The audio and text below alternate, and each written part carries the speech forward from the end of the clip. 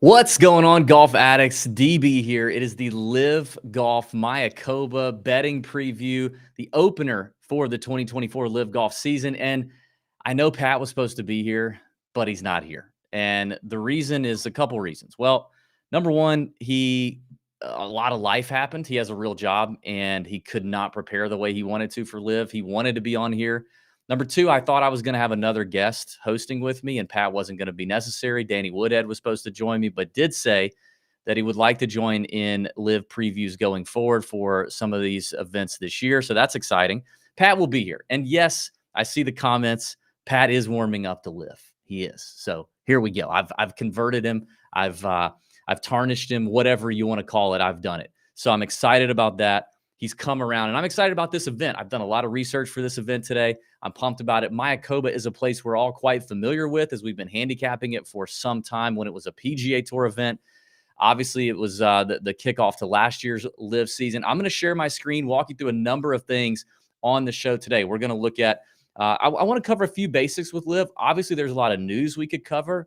I'm not going to go into as much of that. We might talk about that some on our Thursday show, which now has a name, by the way, that will be announced mañana. So if you're watching this live on Wednesday night, welcome. But Thursday, we do a show that hits a lot of news. We're going to talk about some of the LIV news on that show. For this week, for this show, it's more about this event and handicapping this event, talking through some picks. I've got some picks I feel really good about that I'm excited to show you. But I want to go over a few basics, like where you can watch it, some of the teams and the changes. We're going to look at some weather. We always got to do that. We're coastal here at Playa del Carmen, Mexico for Mayakoba at El Camaleon. So we're going to do that. We're going to talk about the golf course and then get into some of the odds, picks. I've even got some DFS thoughts if we want to get into that. And maybe if the chat's hopping, we'll pop in and answer some questions in the chat. But it's solo DB tonight. We're going to have some guests logged into this thing for previews to come. But I'm going to share my screen and try to make it interesting so you're not just looking at my talking head all night long. All right. So LIV Mayakoba 2024 kicks off at El Camaleon. Like I said, hosted the Mayakoba event, the OHL at Mayakoba, the Worldwide Technology at Mayakoba on the PGA Tour. We're all quite familiar. Charles Howell and the Crushers are your defending champs. Our boy CH3. We love CH3. He's a good friend of ours, local Augusta boy.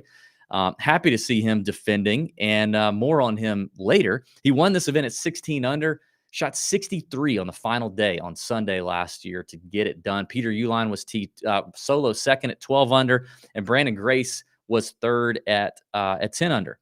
So let's talk about some basics on Mayakoba.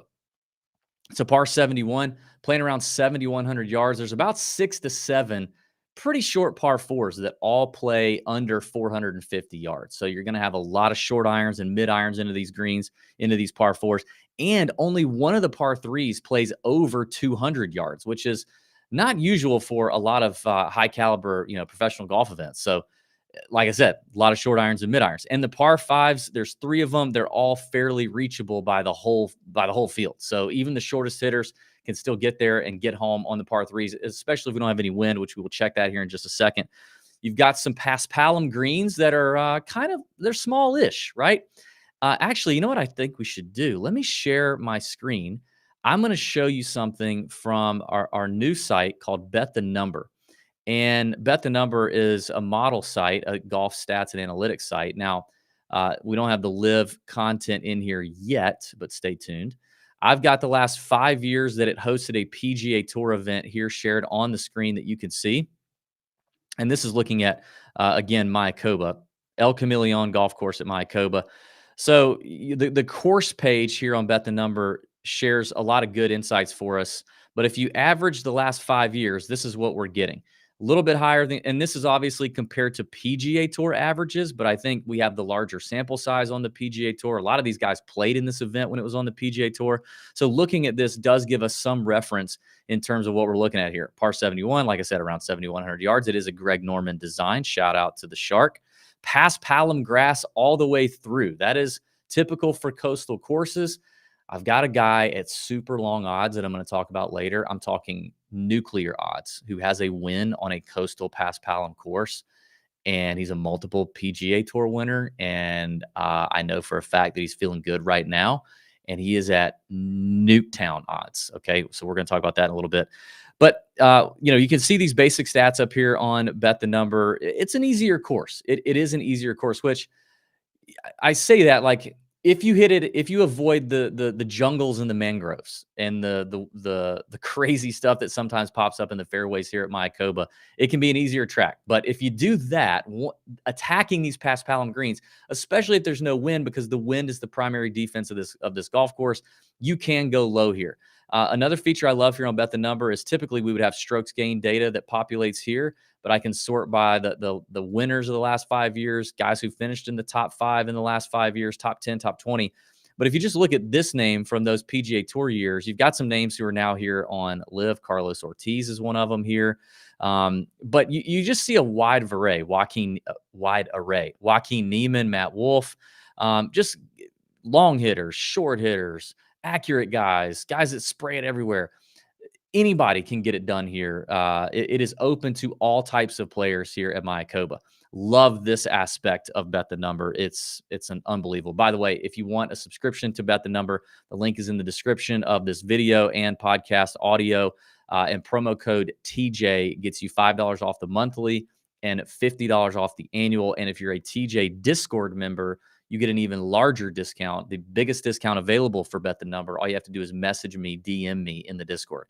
But I love this stat. Bet the Number goes and takes a look at multiple PGA Tour stats from this golf course, looks at a lot of radar data, and basically says, is this a bomber's course or not? What is their opportunity to gain strokes if they're longer than average, and what is their loss opportunity if they're shorter than average? And I will tell you, this is not a very big edge to the bombers. So again, speaks to everyone's ability to compete here. Graham McDowell, past champion here, notoriously not a long hitter. Love the approach shot distribution here. You can see a lot more approach shots from all types, fairway, rough, and other, meaning possibly waist area, bunker, whatever. Most of these coming from that 50 to 175 yardage bucket. So a lot of wedges and short irons. Like I said, a lot of these long irons are going to be on the par 5 approaches. And then what you see down here is around the green from any surface, whether it's fringe, bunker, rough, or fairway, at any distance around the green is easier than most places. So not tough to get up and down here. Although, Charles Howell won at 16 under after 3 rounds last year. Like, you're going to have to go low. So if you're missing greens, you're probably behind the 8 ball. So that's a little bit about the golf course on Bet the Number. I thought that would be useful to look at. What else do we need to know? So I do think so. So ball control in the wind, if it gets windy, is obviously a thing. The greens tend to hold well, and you're going to see a higher percentage of greens in reg for the most part, especially with no wind. And experience, I think, does help a little bit. I've got some guys in here that I'm interested in firing on who will be their first time, but I don't think you have to have like a ton of great experience around here. But talking to players over the last few years of handicapping this golf course, a little bit of experience, especially off the tee with the mangroves and the jungle stuff, does help a little bit here at Mayakoba. So, all right, let's take a look at this. Let's talk about where you can watch this golf tournament, because that's usually something that people want to know. How do I watch? So in the US, on Friday, you can watch on the CW app. On Saturday and Sunday, it looks like between 1 and 6 p.m. Eastern, all 14 of the LIV events will air exclusively on the CW that you can get on linear and digital platforms. Friday rounds on the CW app. So round 1, don't forget, starts on Friday. You can catch on the CW app. Also, the LIV Golf app, which you can do. You can also download anywhere that you download apps. And it looks like a little bit of YouTube action too, which is also nice. So you can check out the LIV site for this, but I wanted to bring that up as well. And finally, let's talk about some of these teams, right? Because, and I want to talk about that too. I'm going to talk about some individual outright bets, maybe a couple placement bets that I like. We can talk about DFS DraftKings plays, because there are some DraftKings contests available for DFS. But there's also the team element, and there are a few books that will allow you to bet on teams. So, and there's just some movement, right? There's guys who've changed teams. There's new teams formed with Rahm's Legion 13 squad. So let's open this up and just take a look at some of the teams. So, a couple dominant teams last year were the Aces, the Crushers. definitely did some damage. Smash did some damage. So the aces look a little different. You've got HV3 now in place, I believe, over Uline, if I remember correctly. Patrick Reed, Pat Perez, Dustin Johnson. Cleeks, adding Adrian Meronk, pretty big addition. Meronk's the real deal. Like, if you're not familiar with Adrian Meronk, you should be. The guy is a stud, hits it a mile, great ball striker, proven stud on the DP World Tour. Uh, Probably could have been, a choice for the Ryder Cup for Europe last year, but, and was in the running, but got passed up. Adrian Meronk's a stud. The Crushers look exactly the same with Charles Howell, Paul Casey, Anirban Lahiri, and Bryson DeChambeau. I will tell you this, in reading the press transcripts today, the Crushers were on the stage as defending champs, and Casey did say he felt quite rusty. So, yeah, if you can find a way to fade Paul Casey or in a matchup or something, I would maybe fade Paul Casey, especially for round one and maybe for the whole tournament.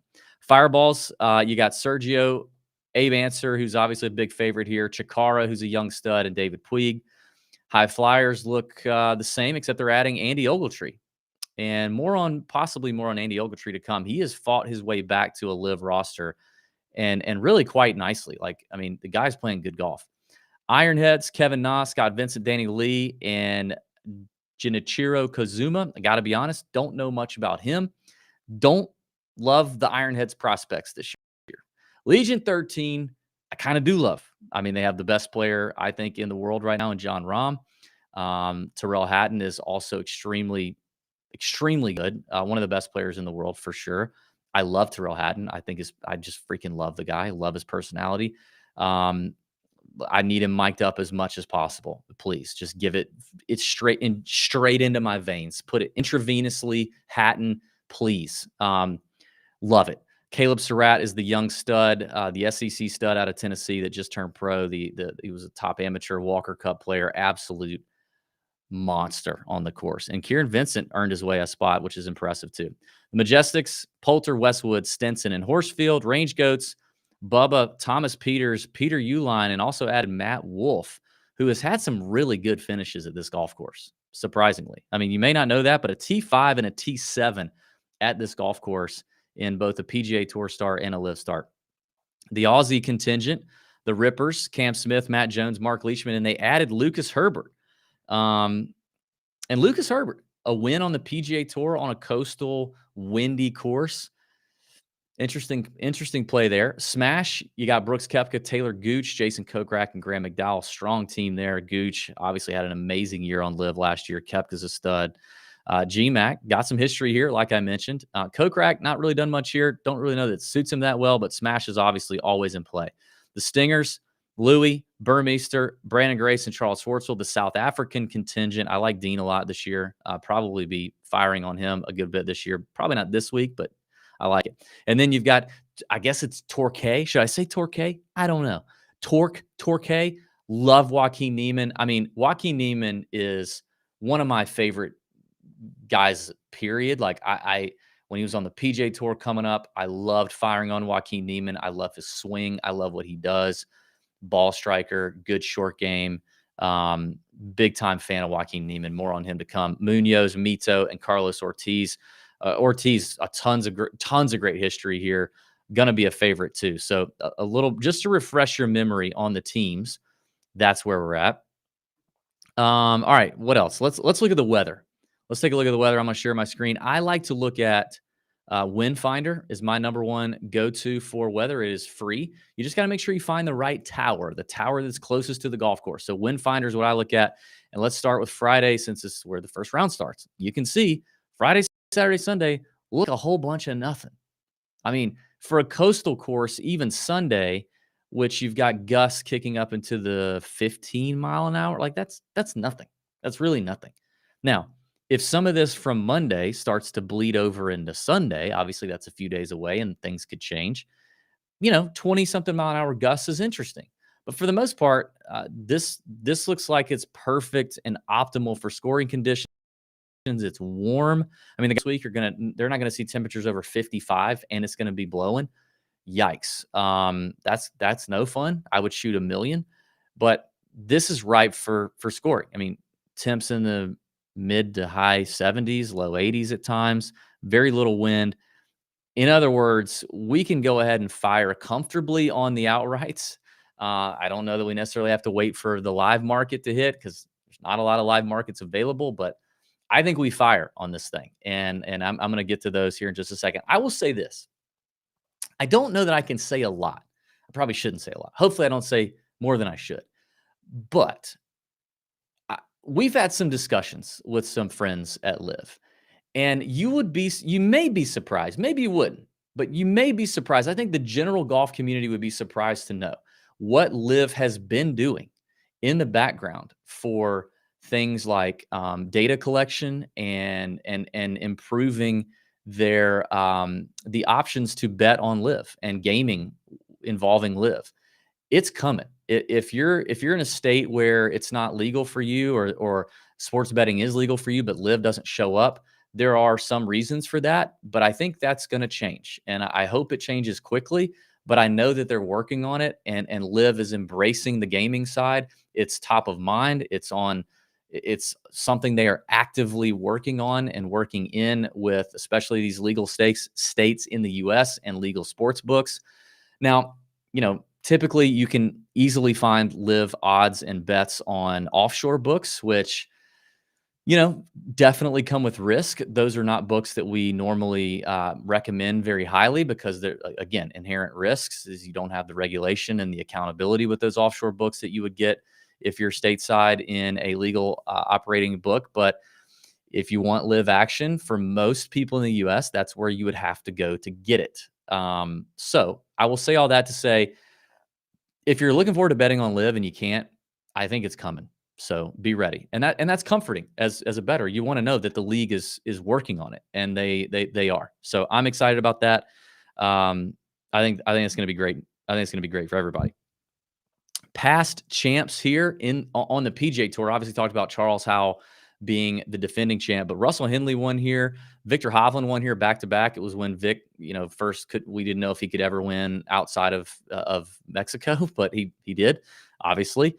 Brendan Todd, Matt Kuchar, and Patton Kizzire, your recent winners here. Again, a mixed bag, right? Of different types of players, different styles of golf. So, all right, let's get in. I think that's everything I wanted to hit pregame. All right, let's talk about some odds. I'm going to open up the odds screen here. Before I do that, I do want to thank our partners at SoBet.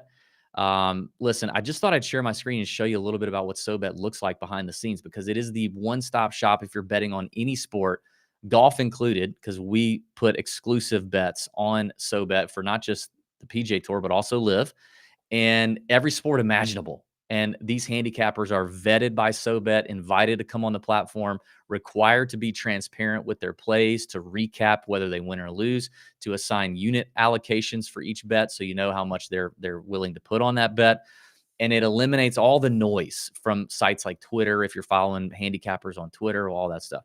But this is just recently recaps today. These people are good. I mean, Dusty picks, nails the Gibbs anytime TD the other night, the Purdy interception, also nails the Kelsey anytime TD. Dusty picks just absolutely on fire, doing some college basketball here. I was going to show you this too.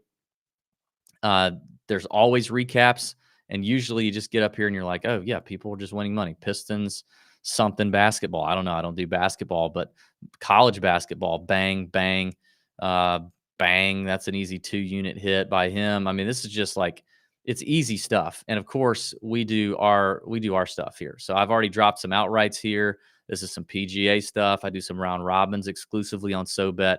So anyway, check out SoBet if you have not already. We appreciate our friends at SoBet standing behind us, standing behind this show as well. And you can hit the link in the description of the video or podcast to go straight to SoBet, sign up, use code TJ Trial, and you can try it out for free. First month for free.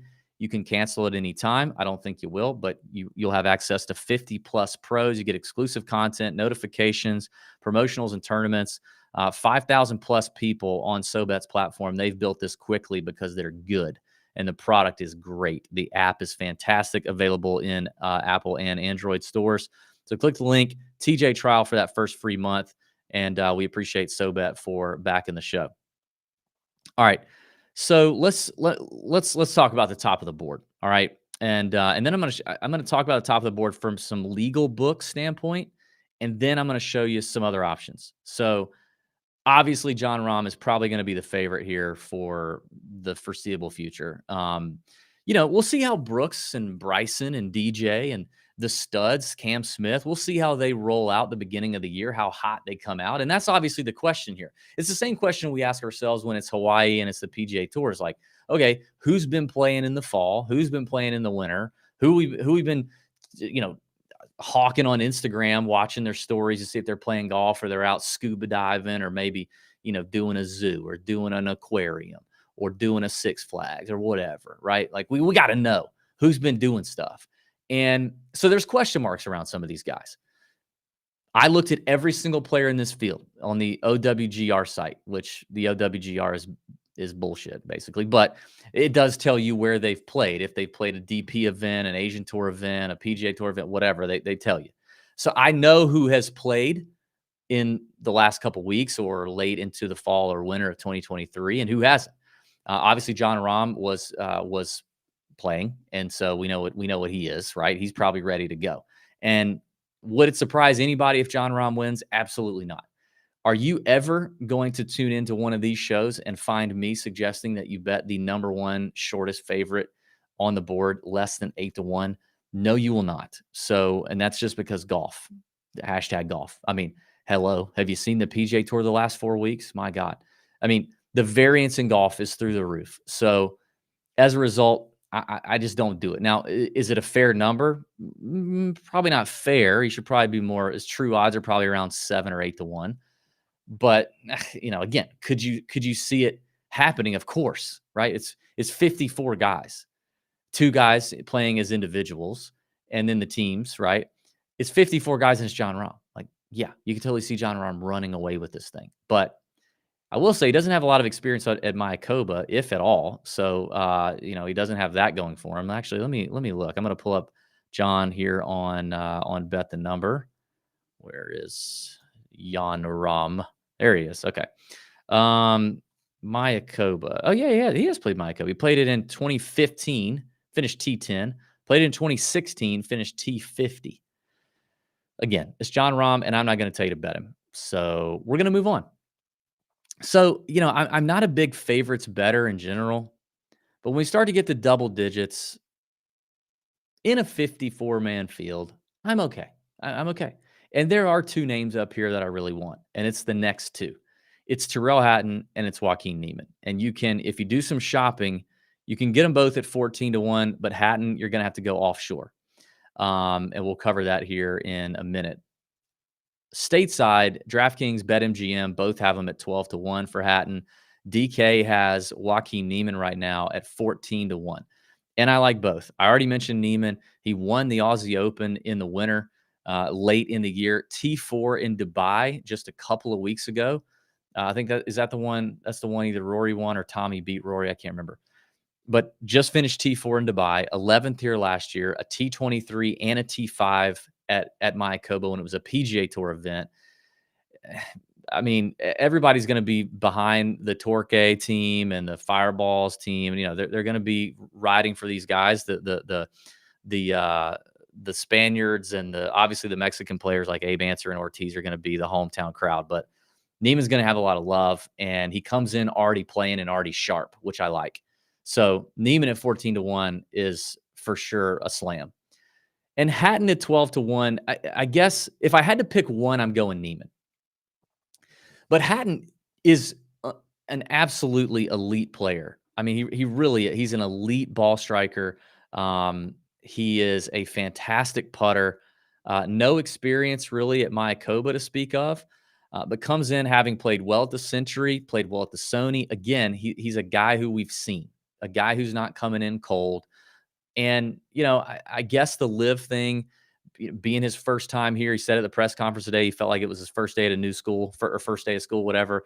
I'm sure there are some things that are probably a whirlwind for him right now that may be distractions or maybe things that keep him off his game fully. But at the same time, I also feel like there's something to be said for these guys when they make the jump that it's like, hey, I'm going to prove it. And now I also have this team element thing that, he's very close with Rahm. I'm sure Rahm had a lot to do with getting him over here and getting everything right. Like, he probably just feels like he wants to prove it, and he's one of the best players in this field. So, you know, when we have the question marks around, like, all right, let's talk about the other names up here that are, the studs, right? Like, okay, Bryson, I kind of get, because we know Bryson's been playing golf. He's been hitting golf balls because his YouTube channel and all the content that he does. And he's a sicko. So he just hits balls all the time. He never puts them down. He doesn't have a family yet. He's not doing that whole thing. Like, Bryson's going to come in here somewhat ready, as opposed to what I imagine DJ, Brooks, Cam Smith, those guys probably been on their boats. They've been dealing with family. They've been doing other things. How sharp are they coming into this event? I don't know. Plus, it's not like Mayakoba is a bomber's paradise. We already looked at that on BTN. So it's not like I feel like I have to have one of those guys. Now, Bryson, obviously a bomber, but again, it kind of, this course may neuter a little bit of his best abilities. Long irons, bombers, feast on 4 par 5s. There's only 3 here. Feast on long par 4s, long par 3s, hit shorter clubs into the, I think in a week like this, Hatton is actually a better shot, and the odds makers agree he's shorter than all those guys. I think Hatton's the better play. We know what we're getting. So that's that. Answer, I just don't know that we've seen enough out of Answer right now to feel like I can fire on that. He's obviously going to, like I said, he's going to have a lot of people cheering for him. Maybe that also comes with some pressure. I don't think he played great here last year. What did he do here last year? Finished T15, which, remember, 51 guys, not great. Or 50, was that right? 48 guys, not great last year. All right. I kind of took a look at Louis because Louis got hot. Louis won the Dunhill and the Mauritius Open. Now, I got to be honest, I don't think the Mauritius was the greatest field, but Louis won both of them in the fall/winter. So he is coming in with a little bit of form. Now, he hasn't done anything in 2024 in terms of playing a tournament, but I kind of took a peek at Louis, but I think I'm going to pass. Gooch is the other stud that I guess I left out because he had such a great year last year. I should probably include him. Haven't really seen much of Gooch either. I could see him maybe coming in a little rusty. I think I'll pass.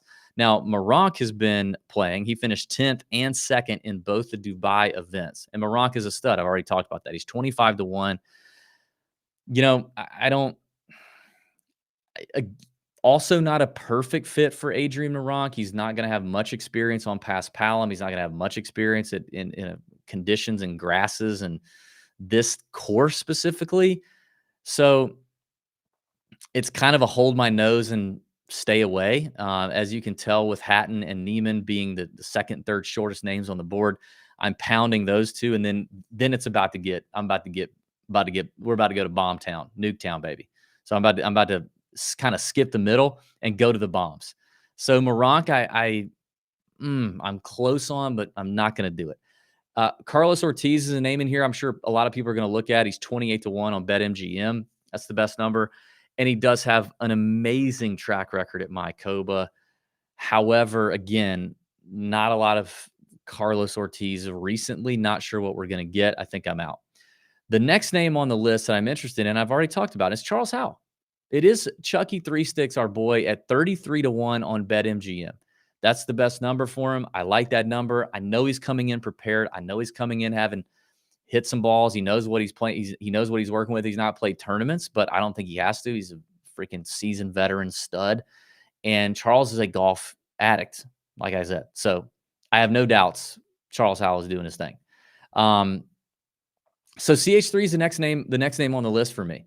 Over a guy like Mito, over Cam Smith. I'm sure Cam Smith's been doing a lot of fishing, over Brooks. Who else? DJ in this range. HV3's in this range. Sergio's in this range. I think I'll pass on some of those guys. Burmeester's in this range. And I like Dean for the year, but I think I'm out on him overall. Okay, so let's keep working down the board here. So that's Charles. The next name, well, there's a couple names in here I'll talk about because I think, depending on what you're after, you could maybe pull the trigger on some of these guys. So Peter Uline at 50-1 finished runner up here last year, and he finished the LIV season last year number 1 in driving distance. I think he was number 2 in putting behind Cam Smith. The distance is, not essential here at Mayakoba, as I've already mentioned, and accuracy kind of is. He's pretty bad in terms of accuracy with the driver, but I'm assuming that he probably clubbed down quite reasonably here at Mayakoba last year to finish runner up. It's hard to spray it here and finish runner up, so he must have played it wisely, and he just came close in a lot of LIV events last year. Like I think Uline's win is coming. And at 50-1, I'm intrigued. There's another name in this range. 50-1 is the best number on Uline on DraftKings. Lucas Herbert is at 65-1. The Aussie joining the Rippers is a PGA Tour winner on a Paspalum coastal windy spot. Now, if the wind were getting up at this event, I think I would like him more. Hits it a long way, putts the heck out of it. Irons are trash typically for Lucas Herbert. So I kind of took a peek at him at 65, but I think I'd rather go Uline in the range and then start to skip down. I might talk about some placement plays here in a minute with some of these guys. The next bomb for me is going to be Chikara, Eugenio Chikara. Breakout win on a LIV event last year. I can't remember which one he won, but he was fantastic. Chikara checks a lot of boxes, and he's 80-1 on DraftKings. So I think Chikara is in play. I'm interested to see what Matt Wolff's going to do. I'm very interested. New team. There was clearly some friction with him and Brooks last year. He's documented that he's had some mental health things that he's worked through, which plenty of people have and do, and props to him for being open about it. Now, I will say this: his little dance moves in the Range Goats promo were quite cringe. I don't ever want to see that again. But Wolff has a great record here, really good record here, and he's a long number. If I could find a placement bet on him, which I think we can, I'll shop those. Let's see what his top 10 is. I mean, he's 5-1 on DK. He's plus 450 on MGM. I like it better on MGM, even though it's shorter, because MGM does not have any dead heat rules, so they will pay out in full if he ties for 10th place or if multiple people are tied inside the top 10. And that's worth it to me for the half a point. So Wolff, the upside for Wolff, I like it at plus 450. I'd probably avoid the outright win at 80. But I do think Wolff could have an interesting week, although I know he didn't have the best season last year. All right, now I'm into the super bombs, and I'm going to get to one of my favorite plays here. Let me see if there's any. I don't think there's any others. All right, so here's what I'm going to tell you. All right. One of the guys who's playing solo, he's not on a team. He was on a team. He got hurt, had surgery, had to sit out all year last year. I think it was all year. But I do know that he is feeling good. He's feeling healthy. He's been ready to get back at it. Been waiting on the season to start. And he's a 3-time PGA Tour winner. He's yet to win on LIV yet, but 3-time PGA Tour winner. One of those was on a windy coastal Paspalum course that I hit him as an outright at 150-1 that week. And above average distance off the tee, above average accuracy off the tee, which is going to play very nicely here. Great putter. And he is 400-1. That's right. Hudson Swafford on DraftKings, MGM, and the offshore Bet Online is 400-1 to win this event outright. And he only has to beat 53 other people. 3-time PGA Tour winner, 1 time on a course very similar, coming off of injury, 400-1. Like, literally throw $3 on it. Just kiss it goodbye. Like $3. What is that? That's like I don't even know what can you even buy for $3 anymore? Like, can you get a bottle of water for $3 anymore? I don't think you can. In California, I'm sure you can't. It's that's like a gallon of gas. Maybe don't drive one place, or just, I don't know. Like, Don't get extra white sauce at a hibachi spot that pre-packages their white sauce and sells them for 75 cents a pop, which I'm only giving you that specific example because that's happened to my favorite hibachi spot, and it pisses me off because I'm a regular Georgia person and we love our white sauce with hibachi. So don't charge me for it. God dang it. But anyway, it's $3 to win 1,200. Now, the more likely play that's still a bomb at 20 to 1 on BetMGM, you can get Hudson Swafford to finish in the top 10, and they will pay out the dead heat rules. They will pay out the ties in full. Sorry, no dead heat rules. They'll pay out the ties in full. 20 to 1, top 10 on BetMGM for Huddy Swaff. Now, listen, hasn't played tournament golf in a long time, but he's a longtime veteran professional, has played at the highest level, play great program in college, go Dogs, great PGA Tour career, 3 wins, and got sidetracked at the beginning of his LIV career with an injury, and says he's healthy, says he's ready to go, says he's eager. And, playing as an individual, like I don't really understand. I could probably ask about this and find out. I'm not sure what the LIV rules are for these individuals. Like if there's a way for them to end up on a team, or if something happens, if they're like a first alternate for somebody getting on a team. But I feel like there's got to be a little bit of like prove it for him, right? Like he's probably coming into the season saying like, I need to prove it. I need to prove that I can still do this, that I'm still, I can recover from this injury, prove it to myself, prove it to the other, these other teams, these other captains, and go out and win a LIV event. So I just see Huddy as hungry Huddies. That's what I'm saying. All right. Now to wrap this up, I'm going to open up the Bet Online screen because, I wanted to talk through some of the legal books, but, typically when you get these offshore books, typically you're going to get worse odds because they know they got you. They're like, hey, listen, like we already know, brother. We already know we got you. You can't go anywhere else. It's like the PGA Tour gets you when you go to a golf tournament and they charge you $14 for a bottle of water, or you go to an NFL game and they do it because they know that you can't go anywhere else. You go to Disney World and you pay $40 for 3 frozen chicken fingers and some fries for your 8-year-old that'll eat one and then spill the rest of them, and you walk out of there pissed. So the Bet Online does the same thing. So the odds are usually worse. Now I will say you get a better number on Hatton here at 14 to 1. Like that makes me happy. What? Okay, hold on. Unexpected error. I don't have a login. Hold on. Let's get to Bet Online here. Sorry. Let's see if I go. Okay, here we go. Golf. You go to golf. By the way, you go to golf, and then you see the LIV Golf here. Those are like matchups. But if you go to futures and then LIV Mayakoba, we're going to get to the teams here in a second. That's how you do that. All right. So, oh, dang it. Okay, so they're not letting me place a bet or put him in the bet slip. Oh, well. Neiman's at 12 to 1. That's a little worse than you can get on a stateside book. Hatton's at 14. The other names I mentioned Meronk at 25. He's 22 here.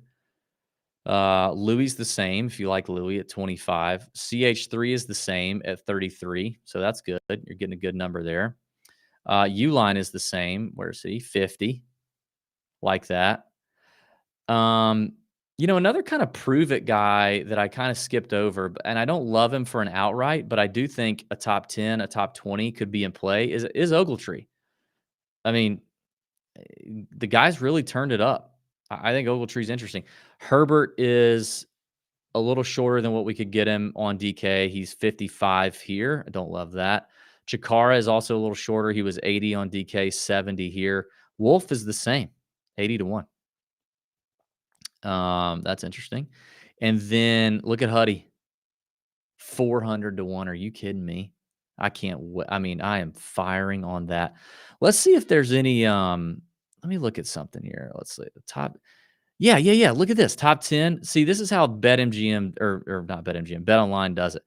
All right. So top 10s, this is where we're going to crush it here. Hudson's 20 to 1. Love that. Like, I like betting on the top 10 guys for guys who I think have some real upside, but I don't know that, we fully trust them to close the door or win it. especially when you got to beat the likes of Jon Rahm. So Huddy top 10 at 20-1. I'm in on that. Wolf is 10-1. I'm in on that, man. Like those two bets right there feel like solid value. Chikara is plus 550. Ogletree also plus 550. Uline is 4-1. I mean, top 10 guys. There's 54 guys in this event. 54 guys. Uline had a fantastic year last year. Just couldn't close the door on a win. Runner up here last year, 4-1. What else we got? CH. I don't know that and now getting into the 2-to-1 range. I don't know if I love it. So I'm probably out on that. Let's see. They got some props. Let's see what live props are. Nope. I don't know that I love any of those. They got first round leader. Yeah, they do. They got first round leader best. Remember, shotgun start, so no wave advantage, which typically means I would just avoid the first round leader conversation. Obviously, a lot more variance in first round leader stuff, so I'm probably out there. We got some groups. All right, top American. I'll probably avoid that. Top Aussie. Lucas is interesting at 3-1. Not a lot of these guys played great or played at all in the fall or the winter. None of them have teed it up in 2024. Lucas did finish T7 at the Aussie Open. Cam Smith probably just fished during the offseason. 3-1 Herbert, top Aussie is not a bad play. Not a bad play at all. I'd probably avoid top Englishman. South African, probably avoid. Spaniard, I would also avoid. Don't want to touch Jon Rahm there. Any specials? Nope, no specials. No 3 balls, obviously. This looks like maybe round 1. They have spreads, which is interesting on Bet Online. Very interesting. More round 1. Maybe this is where we fade our Paul Casey play. Do they have any Paul Casey bets? See, no, they don't. I don't have any offerings on Paul Casey. That sucks. Maybe it was on the other one. Let's look at this one other one, and then we'll wrap this up. If you have any questions, if you're watching live, I see some people live. I don't know, maybe they're afraid to comment, but feel free to toss in some questions or some plays, some guys you want to talk about, ask about. Oh, I did want to talk about some DFS. I will do that. Let's see. So looking at DraftKings, there are some contests up for DFS or for LIV Golf DraftKings, and here's the deal. People complain about the contest sizes on DraftKings for sports like LIV that are niche and, whatever. And they'll go, oh, the contests are too small. I don't want to mess with it, which I understand. However, the only way they make them bigger is if we play in them. So if you are interested in LIV and you do all the homework and you do all the handicapping, then just play. Enter a lineup or two, enter a contest or two. Play a single entry, play a 3 max. Yes, they're small. You're not going to win a ton. You're not going to take down a big old pot. But do something, because if people don't play in them and don't engage in them on DraftKings, then they're not going to make the contest bigger, and then you're going to have your problem. So the only way they make them bigger is if we play them and we fill them. So go check it out on DraftKings.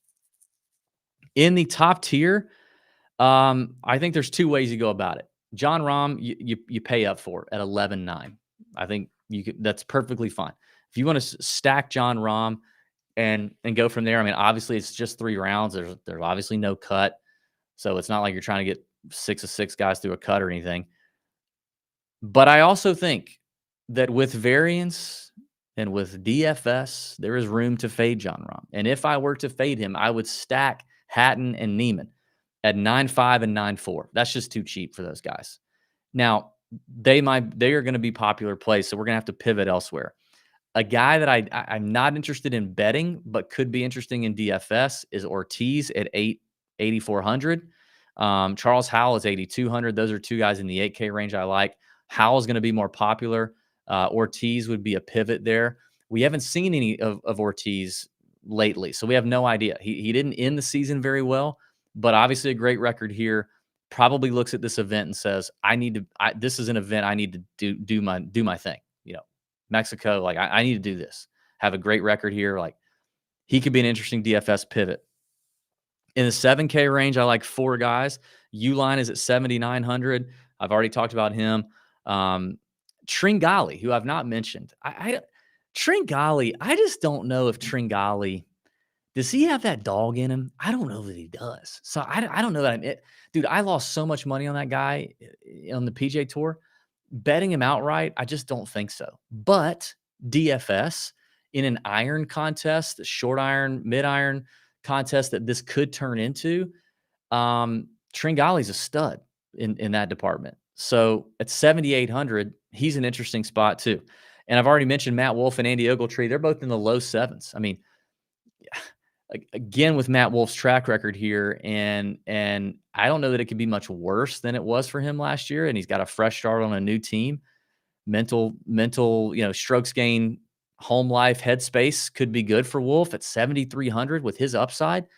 And the way Andy Ogletree has come on and earned him a spot on the high flyers and earned a spot in the LIV after being relegated, like he's playing good golf. He's 7,100, and that's the kind of guy who has so much to prove that you just know he's coming in here ready. Not like Paul Casey, right? Like we got to be honest here. There are guys on LIV, some of the older guys, some of the guys who've made a ton of money over their career, who don't have much else they need to prove. You can see them coming in here and just being rusty. Not to say that they won't figure it out quickly or in the next couple of events, but they're going to come in here a little rusty. Whereas a guy like Ogletree's young, hungry, and has something to prove. That hits different for me at 7,100. In the 6K range, two guys I've already talked a lot about. Obviously, Hudson Swafford at 6,100 and then Eugenio Chacarra at 6,900. Those are my DraftKings plays. I'm fading the likes of Brooks, Gooch, DJ, and Paul Casey for all reasons I've already mentioned. All right. Any questions in the chat? Not really. Joe, happy you're covering LIV. Thank you. Appreciate that. Appreciate you watching, Joe. Listen, we said this from the jump when LIV started, and everybody was crapping on it. Like we said this from the jump. If it's professional golf and you can wager on it, we are going to cover it. We are the tour junkies. We don't care. If it's professional golf, you can wager on it. You can play DFS on it. We're going to cover it. And LIV has only gotten better. Were there some things in the beginning that were sus and a little cringe? 100%. The PGA Tour's cringe. They both tours have done some things that I've just been like, ugh. But that's what we do, right? We're talking heads. We're content providers. We're armchair quarterbacks. We all have opinions, right? I mean, I live a lot of my days on Twitter. You know how many crappy opinions I see and have? A lot of them. Aloha. What up? Great to see a live video. I've been a listener of your podcast. Oh, thank you.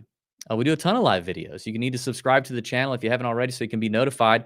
We're going to do, we do our regular Thursday show. Starts tomorrow. Obviously, it's on Thursday, where we cover a lot of news around the world of golf. It's everything golf that's not betting and DFS related. Me and Pat do that one. It's always a lot of fun, so check that out. And also, I can't believe I failed to mention this. I had a lengthy conversation with Danny Woodhead. That's right, Super Bowl winner, touchdown in the Super Bowl score, New England Patriots, San Diego Charger, absolute dog running back, Danny Woodhead. He's a friend of ours. He's a golf addict, and we've had him on the show multiple times before, but I just had him on, and we did quite the conversation on the state of professional golf, both the PGA Tour and LIV. Danny is a LIV Golf fan, and we talked a lot about it. And that interview is about 20 to 30 minutes, is going to drop on our YouTube channel on Friday and available on podcasts if you listen. So you're going to want to catch that. I've been using BetOnline for years and never had any problem with them being offshore. That's good. That is good. I mean, I like to think that most people would say that, because if most people did not say that, I don't think they'd be in business. But over the 9 years of doing this, I have heard people have issues with offshore books, and it just happens, right? Joshua, thanks for watching. Do you see Reed winning an event this year? Yeah, I mean, I do. I think Reed is still a world-class player that still likes to prove that he's got it. I think it has to be on the right golf course for Reed, and I think it probably needs to be on a harder golf course. It needs to be on a golf course where the green and regulation percentages are lower than average. Where guys are scrambling, where guys are having to get up and down to save pars to maybe make a birdie here and there. Reed's just going to do better on difficult courses. He's going to do better on courses where you don't have to hit it a mile. So I think he's to the point in his career where he's course specific or weather specific, like condition specific. He's a grinder. He embraces the hard stuff. He would probably enjoy playing Pebble Beach this week because it's going to be windy and wet and rainy and cold. Like that's where Reed typically thrives. So, but yeah, I still do believe that Reed has it. I really do.